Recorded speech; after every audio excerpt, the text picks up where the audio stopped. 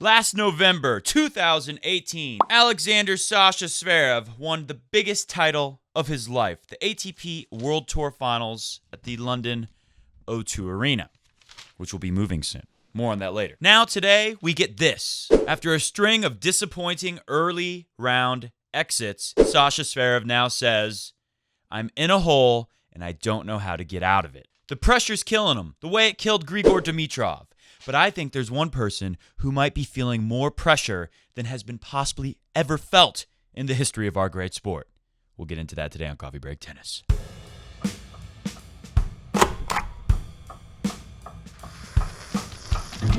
Today on Coffee Break Tennis, is Sasha Zverev doomed forever? Is he toast like Grigor Dimitrov was all those years ago? Plus, another guy can join the 3 wins over Rafa on clay, a very exclusive club. Who is it? And when will we get to see this great match? I'll give you a hint. It rhymes with Tomorrow. With all this pressure, like Shapo, the leader of the Canadian cartel, he's under a lot of pressure. Sasha Zverev, of course. Dominic Thiem, the Prince of Dirt.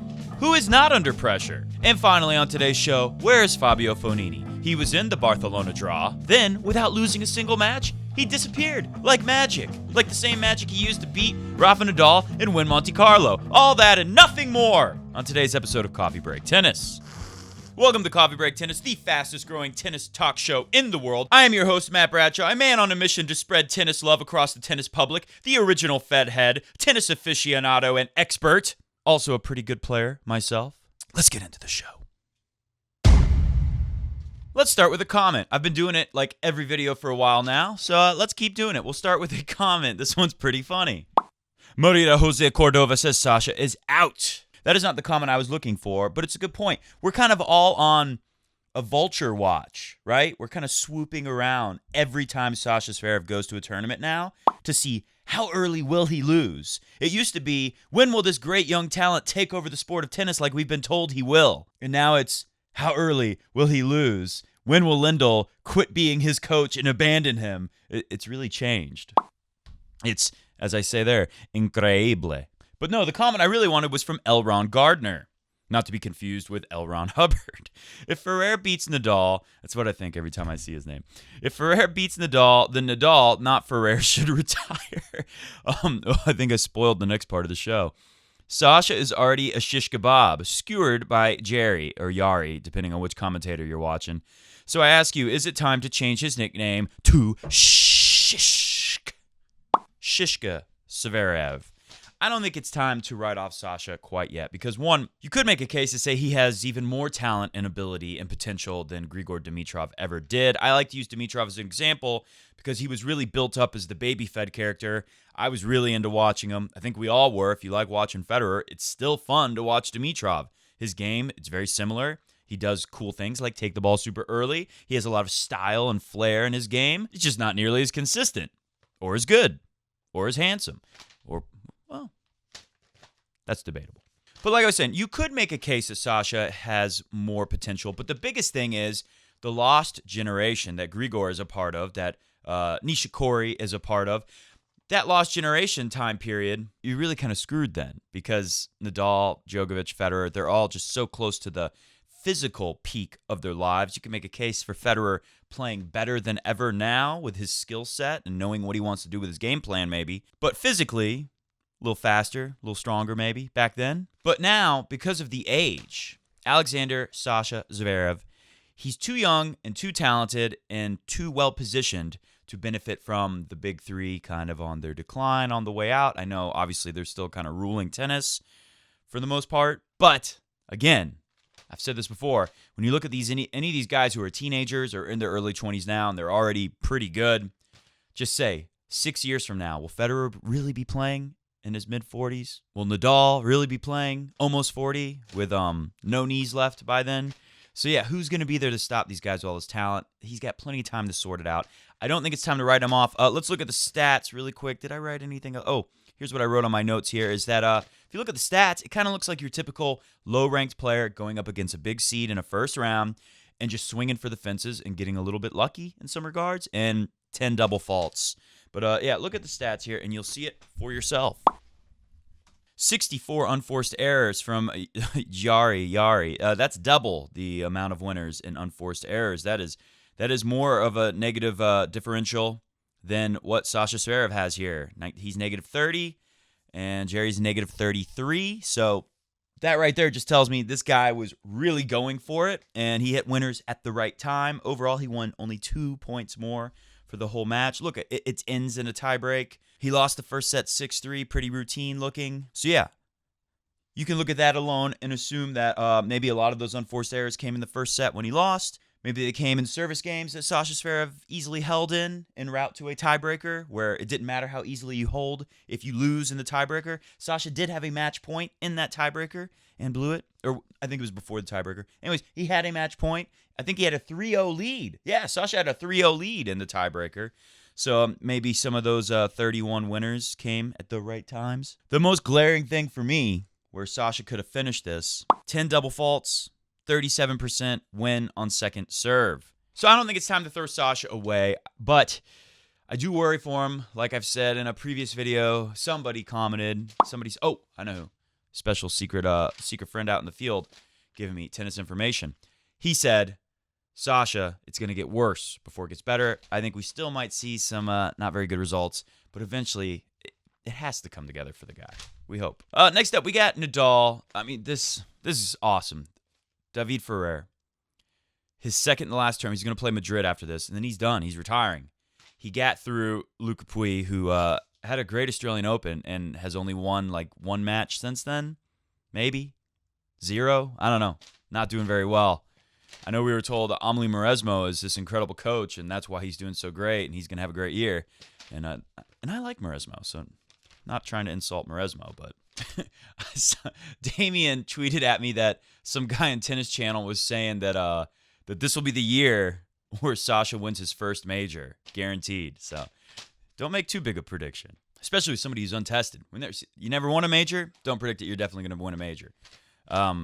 You've only coached one player on the men's tour before, don't predict you're going to be coach of the year from the first tournament of the year.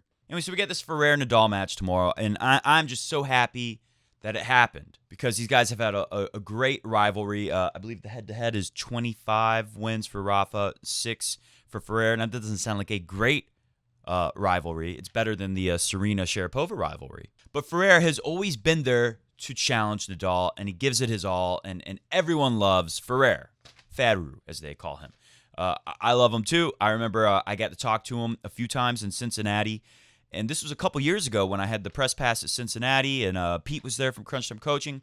And both of us were kind of struck by how nice of a guy Ferrer seemed to be, how intently he listened when you asked him his question. He kind of has this piercing look with his eyes, like he's really holding your eye contact, listening to every word you say, really thinking about it, and then giving you a thoughtful response. So that's really nice to see. And I remember him saying something to the effect of he was already thinking about retiring that year, 2017. And he had such a good run at Cincinnati that he thought, you know what, maybe I'll try to play tennis a little bit longer. Well, now he finally is going to retire unless he changes his mind again. And win or lose tomorrow against Rafa, I'm sure it'll be a pretty good match. And I think it's just great that we'll get to see him play one of the guys that kind of kept him from being, his one big moment, finals of the French Open, can't remember what year. Rafa beats him, and I think it would just be great to see him play Nadal one last time, and I would really love to see Ferrer's final match be against Federer in Madrid. I mean, that doesn't get any better than that. But listen to these comments from the commentators on Tennis TV, ATP Tennis TV. So right here, this is not something you want to hear from the commentators while Rafa's playing on clay. I don't know what's wrong with him. Play that clip. Doesn't quite look himself, does he, at the moment, Nadal?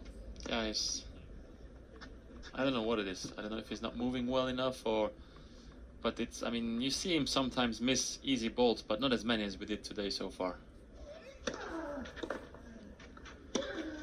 Jeez Louise.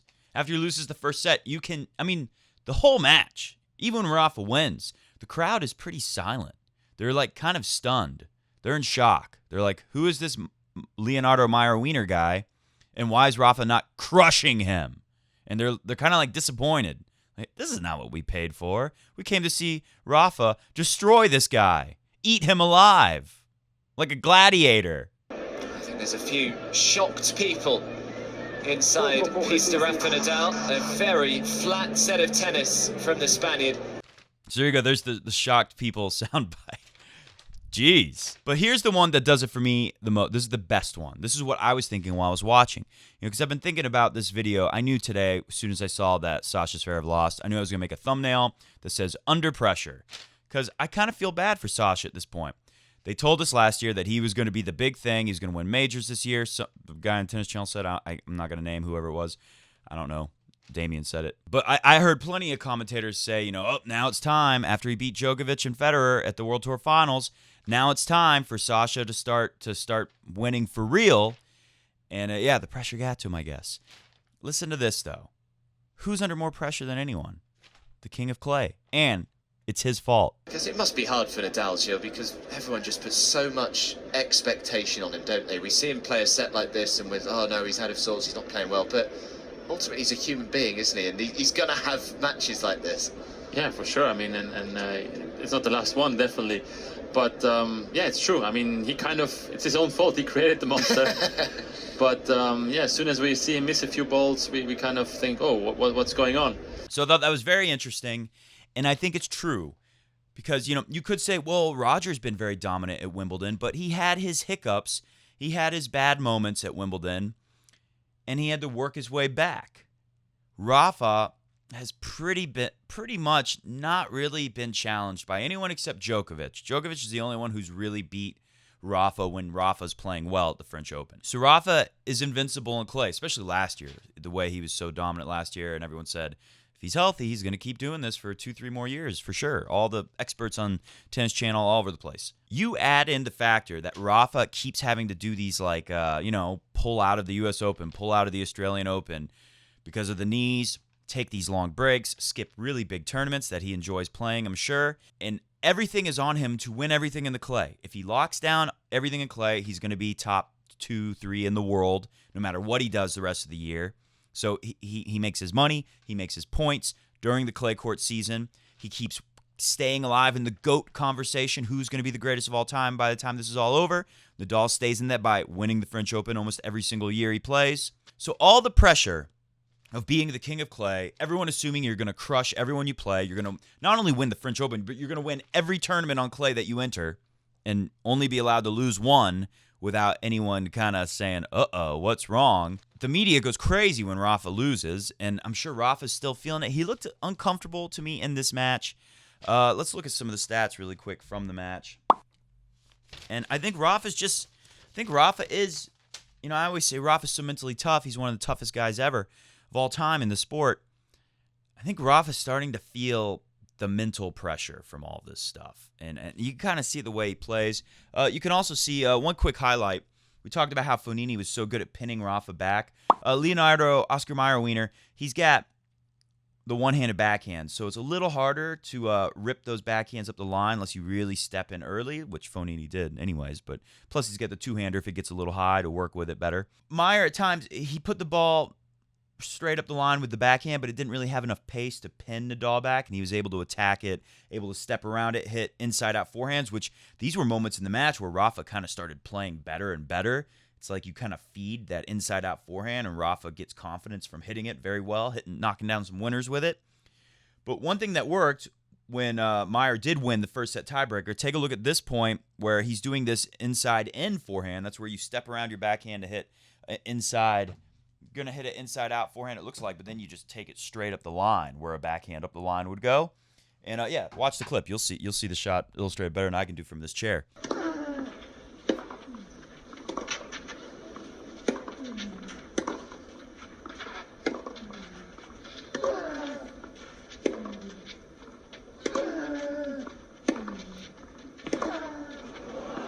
So stuff like that still is working well. If you can pound it straight up the line and push Nadal back and get him far, far away from the places he wants to be with his forehand and stick him in that backhand corner deep like that, that's working well. So anyone who wants to try it. But the thing is, Rafa's so good at disrupting what you're doing, it's hard to get in position to even put Rafa there to hit those shots.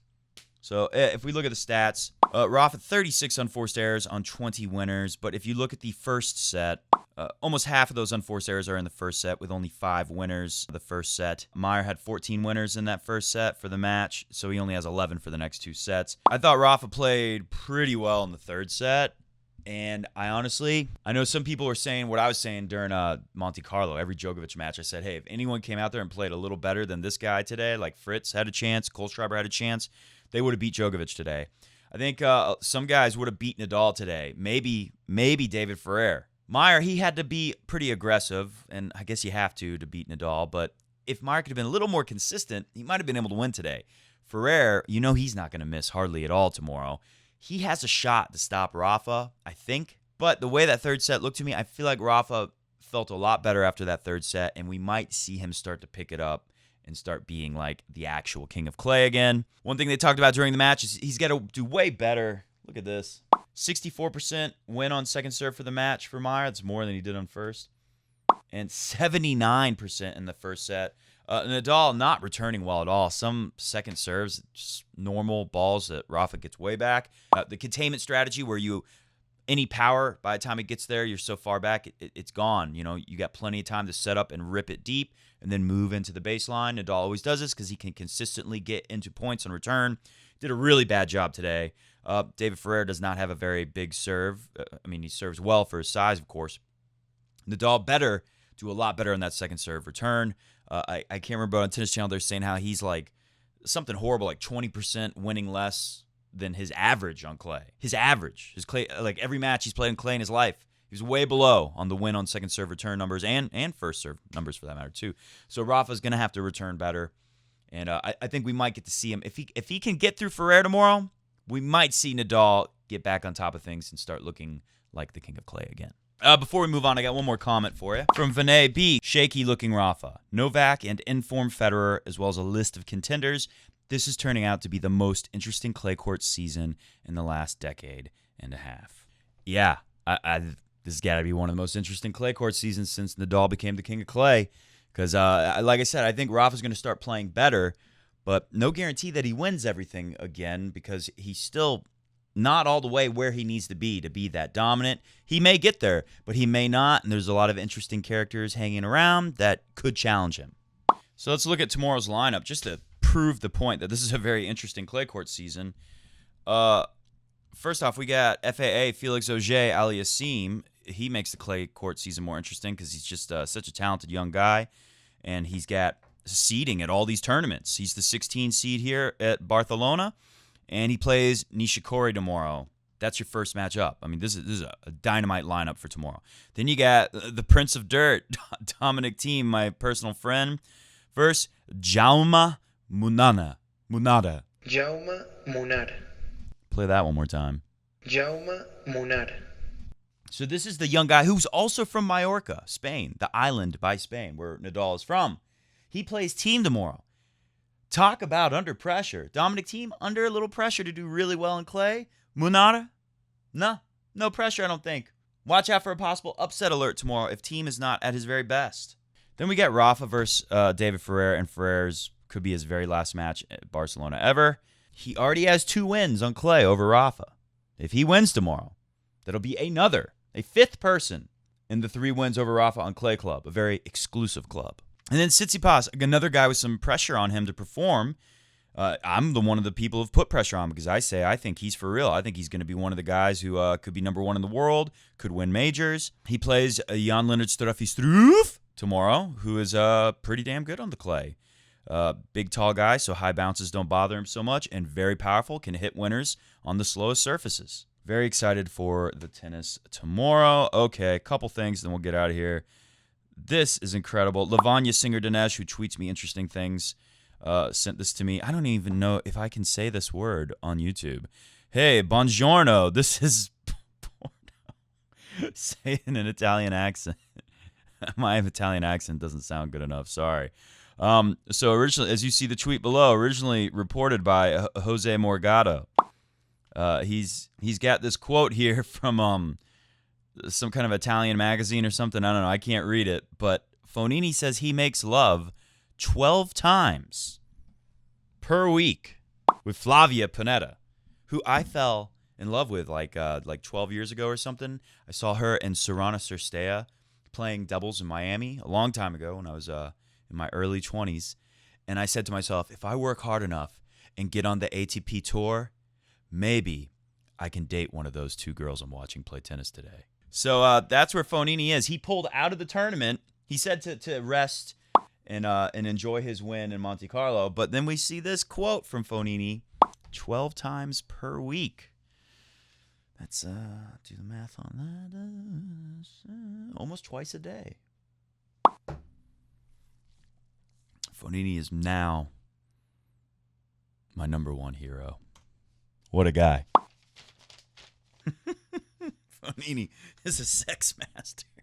That's what I wrote in my show notes. Number 3 topic, Fognini the sex master. All right, next up we're going to go through the draw and talk about who's got pressure, who doesn't have pressure. Then we have 2 more little things to talk about, and then we'll get out of here. So we know Rafa, Ferrer, winner takes Tsitsipas or Struff. Would love to see Rafa and Tsitsipas rematch, see how he's progressed. Dominic Thiem, Munar, winner takes Benoit Paire or Guido Pella, who might be pretty tough. I'd like to see my friend Paire, but you know what? Pablo Carreno Busta! The quick one. Will boost you in the head. Remember this? If I can find the clip, I'll put it on the screen. If not, just use your memory. Remember when he threw his racket into the crowd and almost boosted a poor spectator in the head with his racket? Well, this time, he's boosting my personal friend, Benoit Paire, with the tennis ball, not the racket. Thank God. Take a look at this. This is from the ATP or the Tennis TV account on INSTANTgram. By the way, follow us at Coffee Break Tennis on INSTANTgram. Helps us out. Subscribe. Give us a thumbs up. Follow us on Twitter at Coffee Break 10s, TENS like the number 10. Helps us out quite a bit. So make sure, subscribe, thumbs up, all that stuff. The Tennis TV or ATP, I can't remember which one, INSTANTgram has this clip of my personal friend Benoit Paire being abused, being boosted by Pablo Carreno Busta! Boomington. Man, that sucks! Anyways, I'm glad my friend, please don't hurt him. Benoit Paire is safe. He's okay. He won the match. And he'll play Guido Pella tomorrow. What else we got? Fognini was out and replaced by Roberto Carballes Baena. I think it's Baena. Because that sounds like an Enye. Baena? I've heard people say that. There's no Enye there. I don't see a squiggle above the N. We'll play the guy who took out Shapo, the leader of the Canadian cartel, El Shapo, today. Christian Garin, who is from Chile, where some pretty awesome tennis players have come out of Chile, if you didn't know. That's a tough call, because both of those guys are pretty good on clay. Felix will play Nishikori. I might go with Felix, but I don't know. Nishikori looked pretty awesome. He's always hurt, but he looked awesome in his win over Fritzy Boy. Medvedev will play Mackie McDonald and Dimitrov. Like I said, he needs to take advantage of this. We'll play Jerry. I think Dimitrov can come through that. Will he get Medvedev? Medvedev had a 3-setter. Medvedev feeling tired, as we've heard, is why he lost in the Monte Carlo. So we'll see how he's feeling. I think it's a major opportunity for Dimitrov. I mean, look at what Dimitrov could get to the final here. Who would he play in the semis if he comes through? Felix Auger, Nishikori, Garin, Roberto Carballes Baena? I don't know. But I do know one thing. When I look at this draw, like I said, who's got pressure? Team feeling some pressure. Tsitsipas feeling some pressure. Got to defend points. Got to be the next gen guy. Rafa feeling some pressure. David Ferrer, no pressure. Maybe feeling some weird emotions because it's the end of his career. But not feeling pressure like I'm expected to win. Not at all. Felix, maybe feeling a little pressure because he's the next hot young thing. Nishikori, not feeling much pressure. Medvedev, probably not feeling much pressure. He's kind of under the radar even though he's been so good. He's one of the most consistently good next-gen players. Doesn't get talked about as much. And Grigor Dimitrov, zero pressure. So I hope he takes advantage of that. But you know who has even less pressure than any of these guys? This guy, Roger Federer. No pressure, 0 points to defend. Roger Federer, you look at him, he looks so happy in this picture. Why is he so happy? Well, one, because he has no pressure, 0 points to defend. But also because the ATP Finals, WTF, what the fudge, is moving to Turin, Italy. Isn't that where they shot some of the original Star Wars stuff? I know they shot some stuff in Tunisia, but But I thought maybe also in Italy too. Maybe I'm crazy. I don't know. So we will have the World Tour Finals at the O2 Arena this year, next year. But from 2021 to 2025, Roger Federer says this is an exciting new chapter for the ATP Tour. And it'll still be an indoor court. Works for me. Will Federer still be playing in 2021 is my big question. Comment below on today's big question. Will Roger be playing long enough 2021 to actually play at this new World Tour Finals in Turin, Italy? Am I saying that right, Italians? Comment below if you're an Italian and I'm saying it wrong. All right, last thing. Speaking of saying stuff and wrong, Amir Sanchez says, Matt, you hurt my ears every time you say Barcelona. Yes, I was saying it like barf. We in Barcelona pronounce it more like Barcelona. Just say it like you would pronounce it in English. It would hurt less. And I might have done that, but I like what Peace Buddha says better. I'm sure someone has advised you somewhere in your comments already, but the correct pronunciation of Barcelona is Barcelona. Barcelona. Barcelona. Barcelona. Barcelona. Not barf-alona, like I've been saying. It's very cute hearing you say. See, it doesn't hurt her ears. I'm assuming it's a her because she said cute and believes in peace and Buddhism, which seem a little feminine to me. Although it is very cute hearing you say Barcelona, thought you might like to know, although you might be doing it on purpose. Hit the music, we're getting out of here. I pride myself on pronouncing everything perfectly with a capital R and a capital F in the middle of that word, perfectly. But you nailed it, Peace Buddha. Sometimes I do say words wrong, like kakanak, on purpose for comedic effect, and when I screw up, who knows if I'm doing it on purpose or if I'm really making a mistake. See ya!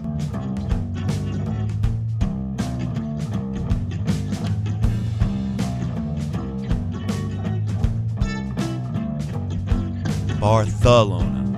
Barcelona. Barcelona. Barcelona. Barcelona.